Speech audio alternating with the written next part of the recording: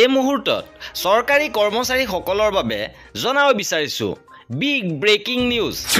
কৰ্মচাৰীসকলৰ বাবে এইবাৰ লোকসভাৰ পৰা আহিছে ডাঙৰ খবৰ। পুনৰ অষ্টম দৰমহা আয়োগক লৈ গুৰুত্বপূৰ্ণ খবৰ আহিছে। অফিচিয়েল আপডেট আহি পৰিছে। কি আছে সবিশেষ আপোনালোকক জনাব বিচাৰিছো। ভিডিঅ'টো প্ৰথমৰ পৰা শেষলৈকে চাই থাকিব।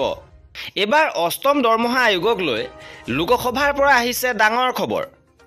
লোকসভাত 21 জুলাই তাৰিখে অষ্টম দৰমহা আয়োগক লৈ কেইবাটাও প্ৰশ্ন উত্থাপন কৰা হৈছিল, য'ত প্ৰশ্ন কৰিছিল টি.আৰ. বল্লু আৰু শ্ৰী আনন্দ ভদৌৰিয়াই আৰু বিত্ত মন্ত্ৰালয়ক ইয়াৰ উত্তৰ বিচাৰিছিল। তেওঁলোকে প্ৰশ্ন কৰিছিল যে 2025 চনৰ জানুৱাৰী মাহত ঘোষণা কৰা কেন্দ্ৰীয় চৰকাৰৰ কৰ্মচাৰীৰ বাবে অষ্টম দৰমহা আয়োগৰ বিষয়ে অৱগত কৰা হৈছেনে নাই। যদি হৈছে তেন্তে ইয়াৰ সবিশেষ, আৰু যদি নহয় তেন্তে 6 মাহ পাৰ হোৱাৰ পিছত ইয়াক স্থাপন নকৰাৰ কাৰণ কি সুধিছিল।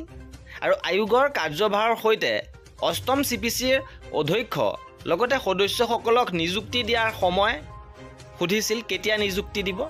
লগতে কৰ্মচাৰী আৰু পেঞ্চনাৰসকলৰ বাবে সংশোধিত দৰমহা স্কেল কেতিয়া কাৰ্যকৰী কৰা হ'ব এই প্ৰশ্ন কৰিছিল। আৰু ইয়াৰ উত্তৰত বিত্ত মন্ত্ৰালয়ৰ ৰাজ্যিক মন্ত্ৰী শ্ৰী পংকজ চৌধুৰীয়ে কয় যে চৰকাৰে অষ্টম কেন্দ্ৰীয় দৰমহা আয়োগ গঠন কৰাৰ সিদ্ধান্ত লৈছে। প্ৰতিৰক্ষা মন্ত্ৰালয়, গৃহ পৰিক্ৰমা মন্ত্ৰালয়, কৰ্মচাৰী আৰু প্ৰশিক্ষণ বিভাগকে ধৰি প্ৰধান অংশীদাৰসকলৰ পৰা আৰু ৰাজ্যসমূহৰ পৰা ইনপুট বিচৰা হৈছে।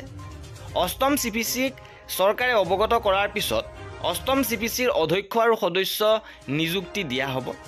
অষ্টম CPCৰ পৰামৰ্শসমূহ দিলে আৰু চৰকাৰে গ্ৰহণ কৰিলেই কাৰ্যকৰীকৰণৰ কাম লোৱা হ'ব বা কাৰ্যকৰীকৰণৰ কাম হাতত লোৱা হ'ব।